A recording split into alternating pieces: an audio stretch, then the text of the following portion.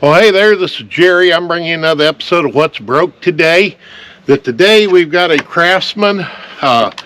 It's a 42-inch riding mower, has a 24-horse Briggs and Stratton engine on it that doesn't start. And I done checked the battery, so we're good there. And the engine does crank over. So we're going to start out and do some tests. And of course, since the motor does turn over, it doesn't fire, I did check, and there is fuel in the gas tank. Look down here at the fuel filter, and I can see fuel in the fuel filter, so I'm sure we're good there. So I thought next step I'd check and see if we had spark. I'm just going to pull out one of the spark plugs. I figure if we're firing on one, it should at least start and run on one cylinder. And yeah, that spark plug looks really good. It looks almost brand new. So I'll put the spark plug in, and I'm wedging it down here by the valve cover. I got the parking brake set, and I got spark galore. And they're actually sputtered and tried to fire. So I'll put the spark plug back in. Shut the keys off. But you know, when I turn the key on, the one thing I didn't hear is this has the fuel cutoff solenoid on the carburetor, and as soon as I turn the key on, I should have heard that solenoid click.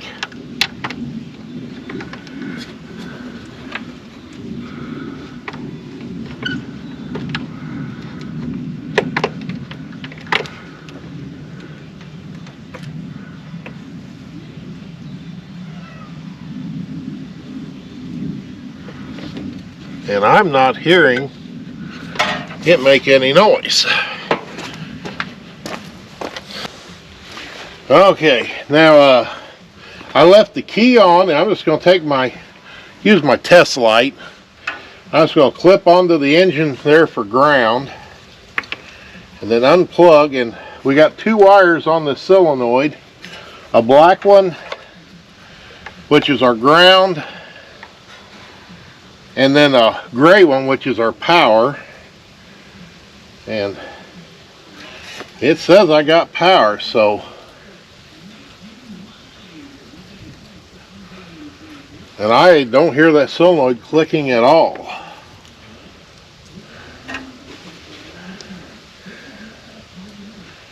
Alright, so I went and got a little straight pin.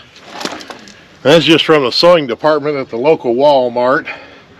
But like where I can't get here into the back of this connector, I'm just going to push the straight pin in right next to the wire, and I can come up here, and I do have power to the solenoid, and I'm going to go to the ground side, and I didn't read no power, so I'm going to go to the battery, clip on the positive battery cable, and I got ground. So I'm going to go grab a wrench. We're going to pull the solenoid off. Okay. Back with a wrench. I'm going to unplug the wire, and I'm just going to loosen the solenoid, and I don't know if I'm going to be able to catch any gas or not. Or I want to take a fuel sample, is what I'm after. Okay. And alright, got a little bit of a sample, so we'll just let that set, and then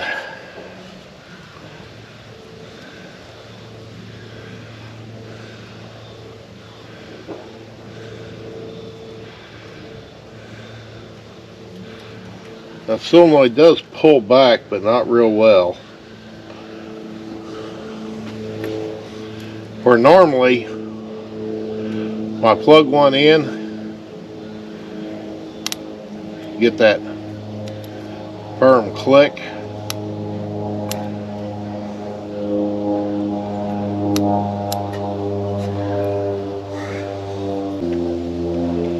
Yeah, let's set that aside and let's screw in this other one.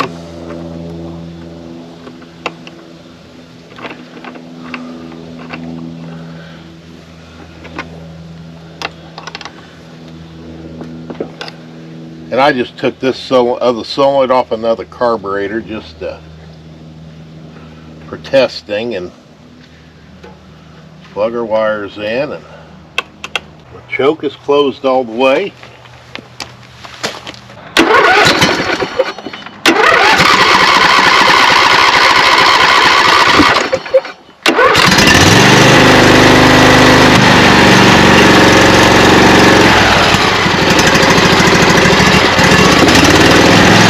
Even though I got it started, it doesn't sound like it's running on both cylinders. I got to be careful when you do this, but I'll spit on my finger.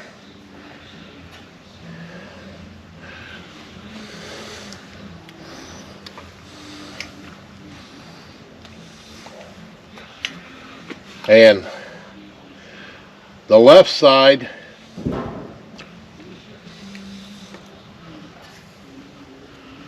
is not near as hot as the right side.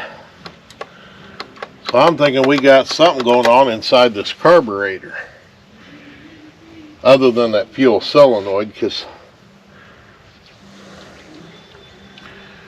man, that sure, I don't know if you probably can't see, but down here below the white plastic, it's got that, I don't know, old gas look where it's varnished.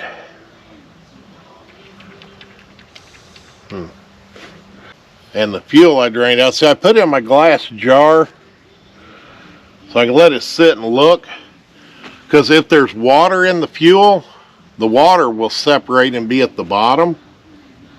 And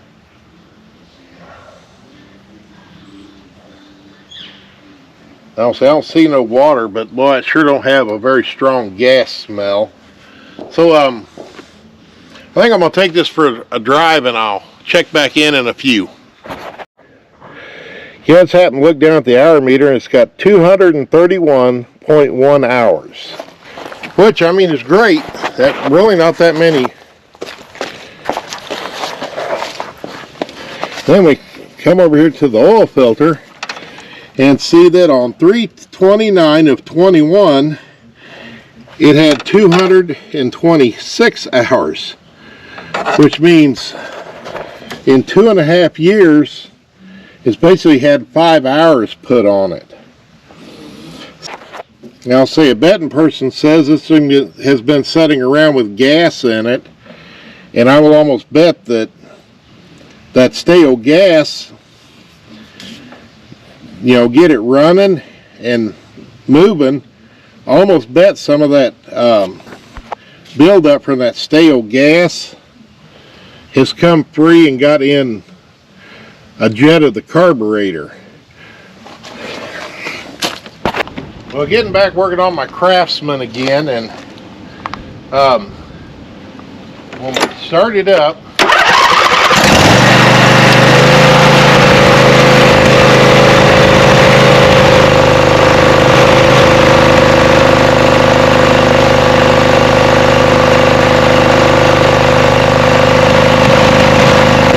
I'm going to spray some brake clean in so you can hear the change.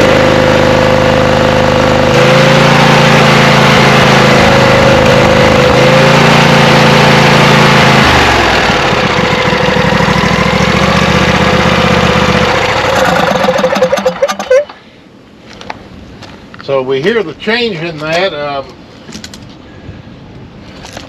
I'm going to guess that because this carburetor, when it comes through, sucks air in through the filter, and then the carburetor, one side of the carburetor feeds one cylinder, the other side feeds the other. So I'm going to take the top off because we need to check for a vacuum leak over there. And then maybe pull the carburetor off and actually check inside it for something being stopped up, and it's even possible because the inside of that carburetor is plastic, a lot of it, and it could just be warped plastic and it's not sealing. So I'll get some of this took apart because I got to take the 2 screws off that are under the air filter, take the fuel pump loose, take the screen off the top, and then there's 6 bolts around there that I got to loosen, and then this whole plastic thing will just slide straight up. Fuel pump loose, 2 1/4-inch headed screws, loosened all 6 of the 3/8 headed screws, and then this top just slides up because most of these they just have slots where it slides over those bolts. Now 2 tests we're going to run is I'm going to actually unplug the coils, and a little bit hard to unplug, but there's a little lock tab on the bottom side that helps hold them on. I want to get them unplugged because this wire actually has a diode in it, and if that diode goes bad, it can affect how these things spark. So I figured while I'm at it, before I pull all the carburetor apart, just in case there is a sparking issue, we can check that out before I tear the carburetor off. Plus you can clean all the gunk out and blow out your cooling fins, because I see signs of there being a mouse in here because there's little bits of some kind of a nut. So let's fire this thing up.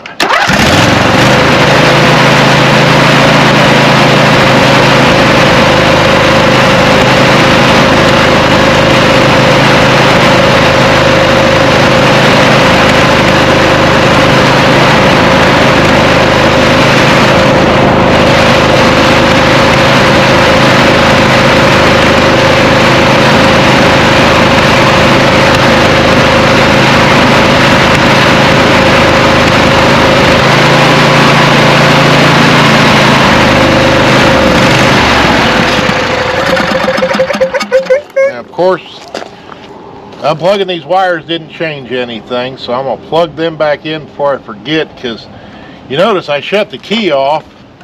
With these unplugged, it has to wait for the after fire solenoid on the carburetor to run it out of gas. So we're going to unplug the wire on the solenoid, and then I'll go get a short 3/8 socket, a pair of pliers, and I think that's all I need. On the back side here, I unhooked the crankcase breather. This is the vent that goes to the gas tank for emission controls. Fuel line off. The rod going down to the choke, pulled it off, and then there's the 4 screws that hold the intake on. Pull that off there.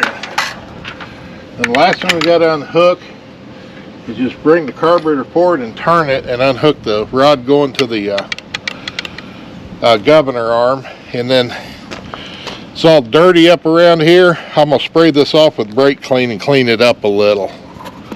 Okay, now when we look at our carburetor, you can see where, we go in our single, but then when it comes through, there's 2 separate runners. And this side appeared to be doing good, where this side, because when I'd stick my brake clean in, I'd kind of point toward that side. It would really improve how it ran. And this up here on top is kind of like I don't know, combination of air bleed and transfer ports. So we're going to take the lid off here first and look inside. And I don't see anything that should be hampering any flow. And we'll turn this upside down, and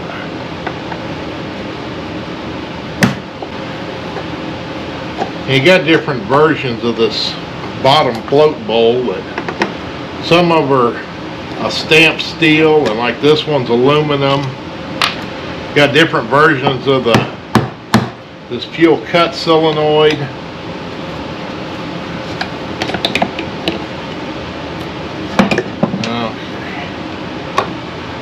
Pull that off, and you look down inside of there at all the residue left over from where this thing was sitting.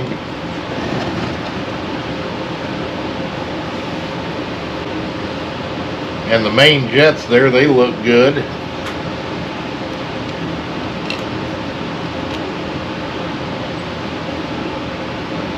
Another thing I always look at, even though very rarely do you find it, hold your float up, look and make sure there isn't no gas in it. But sometimes we get a crack and you get gas in this and it'll sink. But when that happens, you don't have the problem that I've got. And then I was talking about the plastic part. It's this thing right here, our nozzle going up to our transfer ports.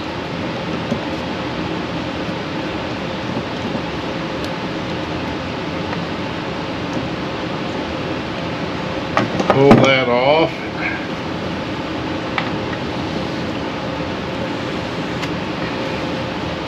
Then we've got this funny looking little rubber O-ring that seals our tubes.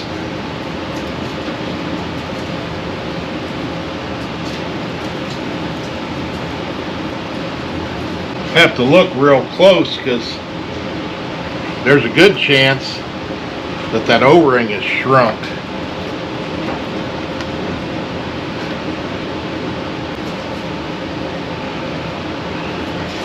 But there is some, on our air bleed tubes there is some buildup. I think what I'm going to do is take the carburetor off the intake and run it through the ultrasonic cleaner. I think I'll get probably a new one of these gaskets, that funky O-ring, and then this O-ring that's in here.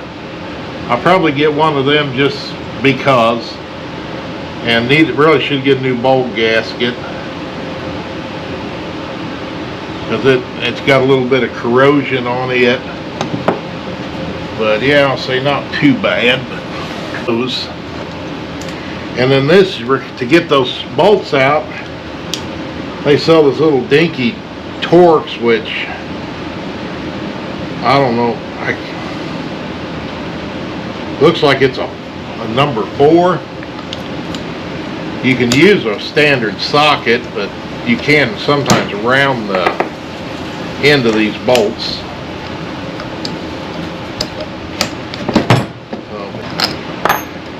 The other thing to remember when you're pulling this apart is your governor or throttle shaft rod. Pay attention how it's put in there, so you put it back the same way. Same way with the choke rod. Make sure you put it back in the correct hole. Alright, well, I'm going to clean up some gaskets, send this thing to the ultrasonic cleaner, and yeah, I'll get some parts ordered, and we'll get back and assemble this when all my parts get here. Well, we're back with our Briggs & Stratton carburetor, and I excused the mess on my table because I was working on other stuff. Well, I was waiting on stuff because I don't know if you've ordered anything and got shipped by the post office lately, but I've been having a heck of a time with things getting here in a timely fashion. But I did, my aftermarket carburetor kit finally showed up after none of my OEM stuff showed up. So in the bottom of our pickup tube are 2 little jets. I'll go ahead and put this one back in. And supposedly they're different between cylinder 1 and cylinder 2. I just don't know what the difference is. So needless to say, I try and keep them on the same side that they were on. But these jets have little dinky O-rings, and you saw there where I just pecked that on the table and the jet fell out. And it's because these O-rings have shrunk. And I mean, they are tiny. But see, that one's brittle and it broke. But if I can pick it up, there's the O-ring and there's the jet.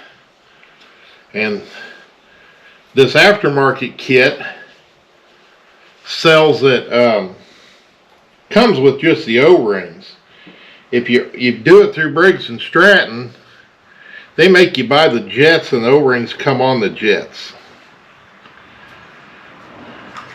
But if you do a little bit of online research, you can find where you can buy the O-rings separate. But likewise, I ordered just O-rings, and they haven't got here yet either. But I don't know, you know, this. I like supporting our post office, but boy, when they can't get me my stuff, it makes it rough. And I need to get some. I need to lube those O-rings because they're not wanting to slide. So let me go get something to lube them with, and I'll be back. I got one of them in, forgot to turn the camera back on, but I'm just using a little bit of air tool oil. And some of that's because I know it is, for the most part, O-ring friendly. So I just put that down in there and then just very carefully push it up into its hole where it belongs. And I'll wipe my fingers off, and I'll take a little bit of brake clean and wash them out.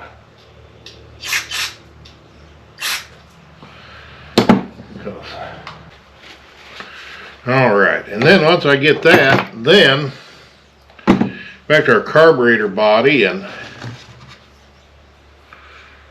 we got our other funky little O-ring, and this is the one that seals the tubes up to the body. And so this is another one that it shrinks and then it'll suck air around the edge of that. And when you put this on, luckily it'll only go on one way, so you don't have to worry about getting it backwards. And then you can take your two screws, then we can get our float, wipe it off, make sure it's clean. Take our needle valve, put back in there and drop it down in the hole. Then we need our hinge pin, which is right there. Even with my cluttered workbench, I got the unfair advantage. I've done this numerous times. And the other thing I look at is to make sure that the float, when it's all the way up, is square or real close to square with the carburetor body. And then our other O-ring is the one that seals in between the pickup tube and the bottom of the carburetor. And I just always stick it in there on that fitting, and then I take my O-ring and try and get it down in the groove. That's just a little short, so you can stretch it a little. And then when you put this in, you know, when the float bowl goes on, the fuel solenoid needs to stick out. Well, I know my choke here faces toward the engine, so I can take this and set it down on there like so.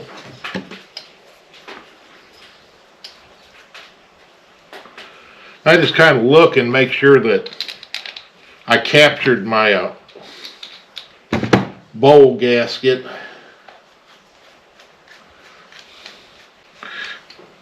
And then I give these a little extra turn.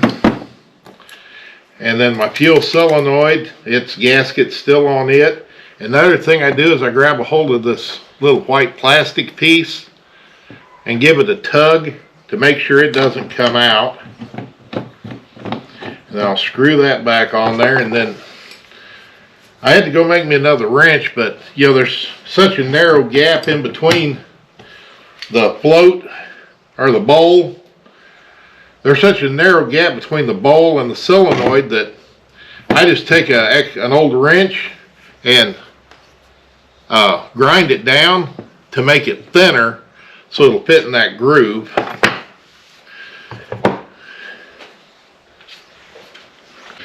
Alright, now get ready to put the carburetor onto the manifold. I'm going to get my rods out. And I know the fuel fitting faces out toward the front. And so this rod came to in, that wrong direction. I'm starting to do it wrong, but it comes in from the back side, turns around, and that way when I get ready to hook this up on the motor, that hook is going out, and I can just reach in and hook it on the governor shaft. And then I know when the choke closes, it pushes up. So I need this on the back side so I can push the choke up like so. And now I'll grab a couple bolts, stick it through there.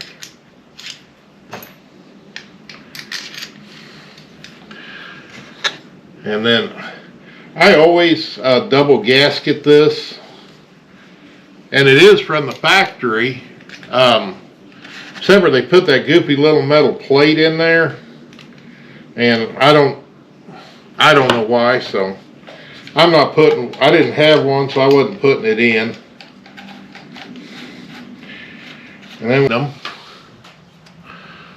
we just want to be, you know, since it's a plastic manifold, we don't want to warp it, so I'll just, you know, cross tighten them and, you know, gentle.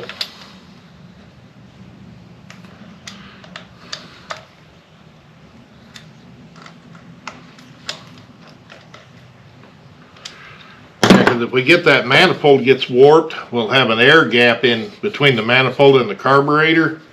And, whoa, Ash, I have help. Yeah, so in that case we need to, you know, make sure we don't warp it. Now the other gasket comes in our kit is this one, which goes to our air bleeds that are behind this little black thing. And you might could get them out without taking the choke off, but it's going to be difficult, so very rarely do I change that gasket. But then I can put my intake back up here, and, or at least our air filter adapter, I guess. And of course I can't do nothing. The cat's got to be in the middle of all of it. Okay, thank you, Ash. I ordered a new one of these gaskets, and guess what? It's not here either. But I'm going to take this one and just flip it over for now, because I want to make sure that everything's going to run good. So it probably needed more like 5 screws instead of 3, because it's another thing, if you get any kind of air leak in this gasket, it will totally screw up everything. Idle, high speed, the works.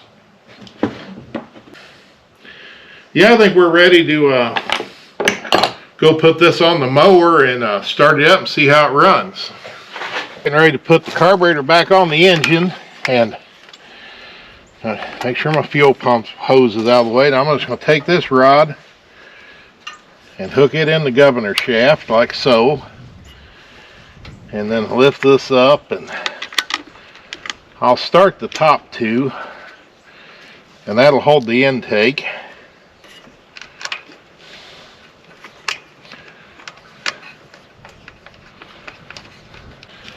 Then I can take my sock or extension and reach underneath here and get the other two started.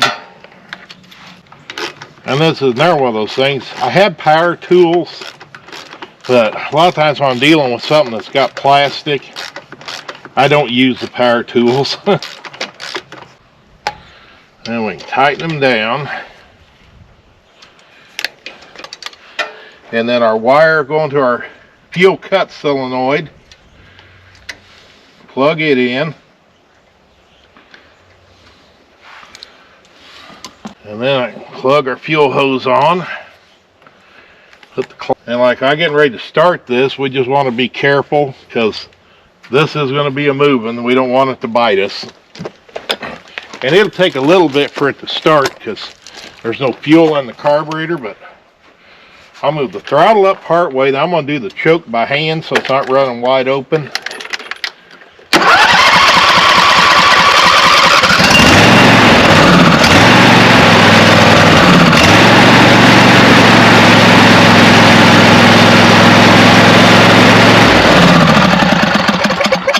I like the sound of that. Now I'll go ahead and, so the fan don't catch this, our vent hose for our gas tank, and then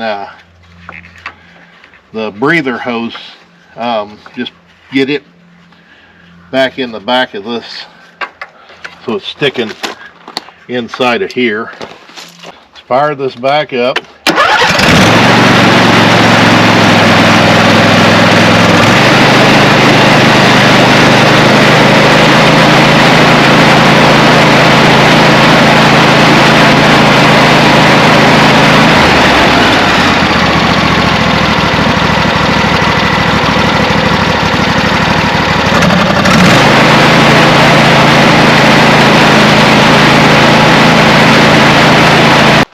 Well, I think that's going to be all right. That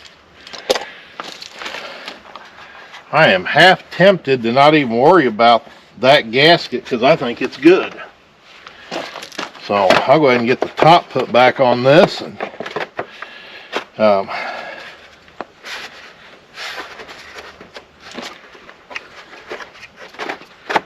okay.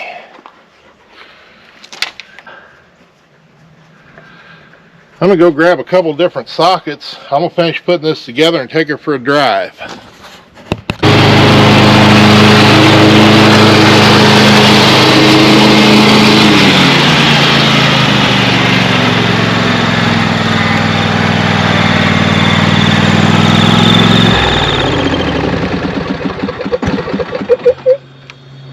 Well, I think that's going to finish up our Craftsman rider because I was out here tooling around and I had a little bit of tall grass and a few leaves, was munching them up.